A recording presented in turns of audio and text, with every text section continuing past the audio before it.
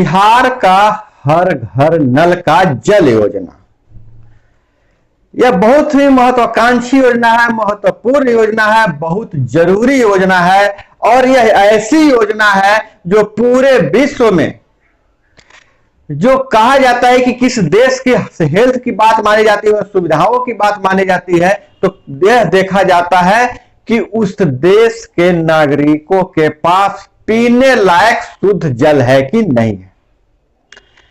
यह विकास के इंडेक्स में बहुत महत्वपूर्ण स्थान रखता है।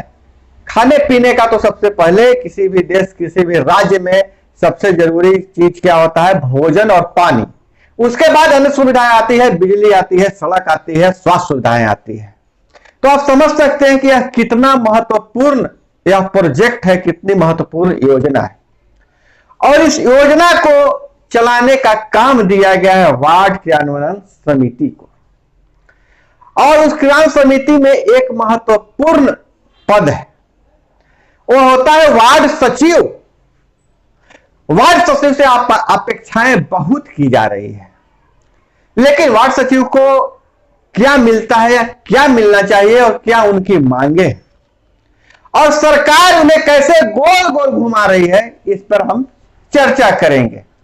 वीडियो के अंत तक बने रहिएगा सचिव महोदय, चाहे और भी जो भी लोग हैं जो ग्रामीण जो राजनीति से और ग्रामीण सुविधाओं के बारे में जानना चाहते हैं, वीडियो के अंत तक बने रहिएगा, जरूर देखिए वीडियो। और आपसे गुजारिश है, चैनल पे को अभी तक सब्सक्राइब नहीं किए हैं तो चैनल को सब्सक्राइब कर लीजिए और बेल आइकन दबा दीजिएगा। वीडियो पसंद आए तो लाइक जरूर कर लीजिएगा। नमस्कार, मैं हूं अभय। दोस्तों, बिहार का नल जल योजना कैसे काम करता है, यह क्या पूरी प्रक्रिया क्या है नल जल योजना चलाने के लिए, और सरकार ने जो रोड मैप दिया है कैसे यह नल जल योजना चले। क्योंकि किसी भी योजना को चलाने के लिए एक सिस्टम होना चाहिए, एक पूरा मिशनरी होनी चाहिए, और कौन उत्तरदायी है और इसको कैसे चलाना है और इसमें क्या खामियां हैं उस पर हम चर्चा करेंगे। और वार्ड सचिवों के साथ क्या छल हुआ उस पर भी हम बात करेंगे। दोस्तों, अगर वीडियो पसंद आए तो अगर आपको लगे किसी दूसरे तक भेजना चाहिए तो इसको आप शेयर कर सकते हैं, लाइक कर सकते हैं। तो पहले हम यह समझ लें कि बिहार में नल जल योजना क्या है। हर घर में नल का जल पहुंचाने के लिए बिहार में नल जल योजना चलाई जा रही है, और इसको चलाने के लिए वार्ड क्रियान्वयन समिति का गठन किया गया, जिसके पदेन अध्यक्ष वार्ड होते हैं। उसके बाद 7 सदस्यीय एक समिति का चयन किया गया है, जिसमें एक सचिव का चयन हुआ है। सचिव जो होते हैं वह इस पूरे जो समिति में होते हैं उन पर बहुत बड़ी जिम्मेवारी है, क्योंकि यह तय है कि सबसे पढ़ा लिखा समझदार इंसान वह सचिव ही होता है। या यूं कहिए कि वार्ड सदस्यों को जो मदद करने के लिए, उनको कागजी कार्रवाई चाहे तकनीकी रूप से मदद करने के लिए सचिव का नियुक्ति किया गया था। पैसे का लेन देन, रख रखाव, सभी चीज की नियुक्ति की गई थी जो सचिव देखेंगे, और वार्ड सदस्य अध्यक्ष रहेंगे। और यह योजना कैसे काम करती है पहले इस पर चर्चा करेंगे, फिर सचिव महोदय पर चर्चा करेंगे। तो दोस्तों, नीतीश कुमार हमारे माननीय मुख्यमंत्री का मानना है, जैसे उन तक जो रिपोर्ट गई है उसके हिसाब राज्य के 95% घरों में नल का जल पहुंच रहा है। पहले 95% घरों तक शुद्ध पेयजल पहुंच रहा है। इसको चलाने के लिए एक बायलॉज बनाया गया है, एक नियम बनाया गया है। क्या है नियम, हम तय करते हैं। सबसे पहले एक अनुरक्षक की बहाली करनी है। वो अनुरक्षक का काम होगा कि समय पर नल जल चालू करना और समय पर बंद करना, उसको रख रखाव करना, देख रेख करना। समय क्या है उस पर भी चर्चा कर लें। नल जल योजना का जो समय रखा है, दिन में 2 बार चालू करना है 3-3 घंटे के लिए। और वह 3-3 घंटे के लिए चालू कैसे होना है? अक्टूबर से मार्च तक के महीने में सुबह 6 बजे से 9 बजे तक यह नल जल योजना को चालू करना है, अक्टूबर से मार्च तक। और उसके बाद जो बाकी जो महीने हैं उसमें सुबह 5 बजे से 8 बजे तक चालू करना है, और 12वें महीने 4 बजे से 7 बजे तक नल जल योजना को चालू करना है। यह हो गया अनुरक्षक का काम। उसके बाद इसको चलाने के लिए और सारे नियम बनाए गए हैं। नियम बनाने के लिए आपूर्ति की देखभाल करना है, उसके लिए जो मेंटेनेंस तो करना ही है, लेकिन उसमें कहा गया कि पानी का शुद्ध पेयजल का दुरुपयोग नहीं होना चाहिए। तो अगर गांव में कोई व्यक्ति इसका दुरुपयोग करता है और पहली बार पकड़ा जाता है तो उस पर दंड लगाने का प्रावधान है। ग्राम पंचायत या वार्ड क्रियान्वयन समिति उस पर दंड लगा सकती है, अभी उसको परामर्शी समिति कह सकते हैं। और दंड लगाने की प्रक्रिया क्या है, कैसे कैसे दंड लगाना है, तो आप देख लीजिए। पहली बार कोई गलती करते हैं, इस नल जल योजना के पानी का, जैसे इस जल से कोई खेत पटा रहे हैं, कोई पशुओं को नहला रहे हैं या गाड़ी धो रहे हैं, ऐसी परिस्थिति में उनको अगर पहली बार पकड़े जाते हैं, गलती करते हैं, तो 150 रुपया जुर्माना लिया जाएगा। अगर दूसरी बार गलती करते हैं तो यह राशि 400 रुपये की हो जाएगी, और अगर तीसरी बार करते हैं तो यह राशि जो है सो दोबारा कनेक्शन लेना पड़ेगा, उनका कनेक्शन काट दिया जाएगा और दोबारा कनेक्शन लेने के लिए उनको 300 रुपया देना होगा। यह हो गया दंड की बात। और दूसरी बात, अगर कोई नल जल योजना का पानी पाइप में, चाहे उसके बोरिंग में कोई मोटर डाल के पानी चढ़ाता है, मोटर लगा देता है, तो उसका जुर्माना है 5000 रुपया। अब दोस्तों यह चलाने की प्रक्रिया है, उसको मेंटेनेंस और चलाने के लिए हर घर से 30 रुपया लेना है महीना में, और जुर्माना की राशि अलग हो गई, और जितनी राशि वसूल होती है उसका आधा जो है सो वार्ड क्रियान्वयन समिति के जो नल जल योजना के अनुरक्षक होंगे उनको दिया जाएगा। अब सारा मामला अनुरक्षक बहाली पर टिका हुआ है। मुझे समझ में नहीं आ रहा है कि क्या हो रहा है इस सरकार में, कैसे नियम बनाए जा रहे हैं, कैसे बड़े नए नए अपडेट आते रहते हैं। जब पहले वार्ड सचिवों का चयन हुआ तो जाहिर सी बात थी, बोरिंग से लेकर सारा काम वार्ड सचिवों ने किया। सात निश्चय योजना के अंतर्गत पक्की नली गली भी वार्ड सचिवों के देखरेख में हुआ।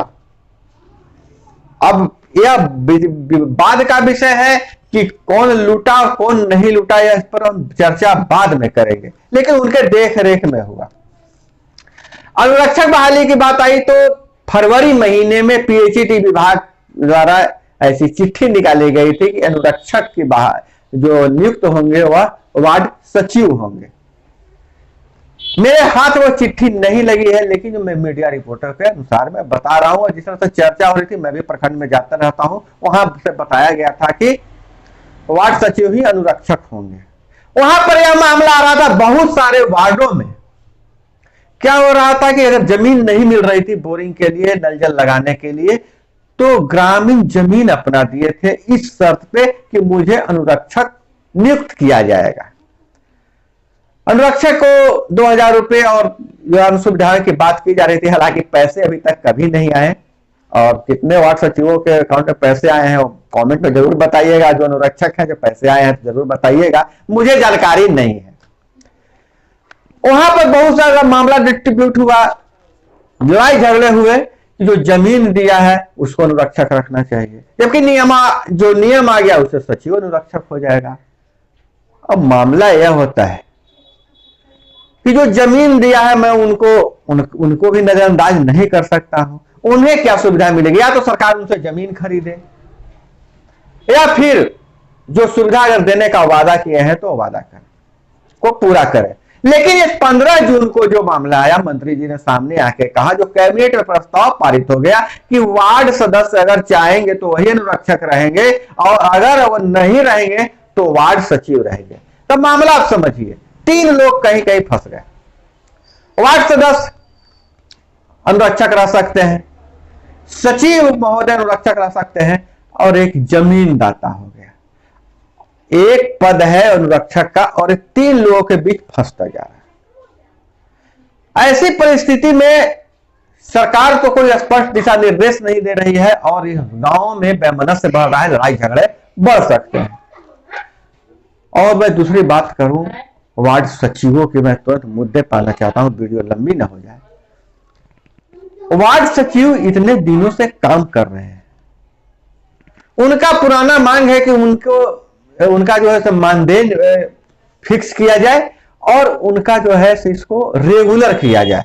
वार्ड सचिव उनका कहना है कि जैसे पंचायतों में मुखिया जी को सचिव मिला हुआ है तो वार्ड में भी सचिव जब बना ही दिए हैं, तो जब हम सरकार का काम कर रहे हैं, आपका काम कर रहे हैं, तो मुझे वेतनमान मिलना चाहिए और मुझे लाइफ की गारंटी भी मिलनी चाहिए कि यह काम मुझे इतने उम्र तक 65 साल तक करने की आजादी रहनी चाहिए, मुझे फिक्स कर देना चाहिए।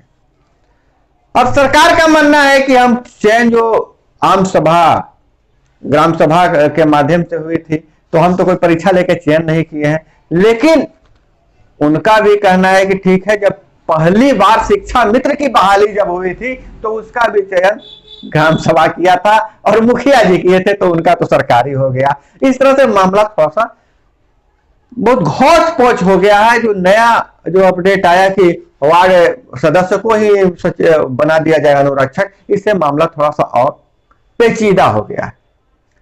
और दूसरी बात, अब लोग कहेंगे कि जो काम करवाएं वो घोटाले की बात और पैसे हड़पने की बात। तो अगर कोई काम करेगा और उसको कोई वेतन नहीं मिलेगा, कोई सुविधा नहीं मिलेगा, अगर वह समय देगा, तो इसका मतलब सरकार भी मानती है। मंत्री जी ने भी कहा था कि अभी बहुत हम पावर दे रहे हैं, वार्ड सचिवों को पावर दे रहे हैं, क्रियान्वयन समिति को पावर दे रहे हैं कि वह यह काम करेगा। तो इसका मतलब सरकार मानती है कि वहां से वो पैसे लेते हैं, क्योंकि आप पैसा दे नहीं रहे हैं, पेमेंट दे नहीं रहे हैं और कह रहे हैं कि बहुत पावर भी दे रहे हैं। इसका मतलब सरकार मान के चल रही है कि हम चोरी करने की आपको छूट देते हैं, लेकिन चुप चुप से चोरी कीजिए। लेकिन वार्ड सचिव के संगठनों का मानना है, अगर कोई संगठन के सदस्य होंगे तो कमेंट कीजिएगा, आप पर्सनली संपर्क कर सकते हैं। उनका कहना है कि हम चोरी नहीं करेंगे, आप हमें चोरी करने के लिए क्यों प्रेरित कर रहे हैं? आप हमें मानदेय दे दीजिए, वेतनमान दे दीजिए और मेरा जो है सिक्योर कर दीजिए कि मुझे रेगुलर कर दिया गया था। तो वार्ड सचिवों की मांग है। लेकिन जो अभी जो नया निर्णय है, तो लगता है कि वार्ड सचिव को क्या मिला, इतने दिनों तक काम किए, नए अपडेट आए कि आपको अनुरक्षक रखा जाएगा, बदले में मिला क्या? बाबा जी का ठुल्लू मिला। हम यही कहेंगे, वार्ड सचिव को क्या मिला? तो वार्ड सचिव महोदय अपनी मांग कर रहे हैं, वार्ड सचिवों का संगठन है। मुझे तो नहीं लगता है कि इतनी आसानी से जो मंत्री जी आके कह दिए उसे लोग मान लेंगे। वार्ड सचिव आंदोलन करेंगे। और दोस्तों, अगर आपकी जायज मांग है तो ठोक तंत्र भी आपके साथ है। मिलते हैं अगले वीडियो में। जय हिंद, वंदे मातरम।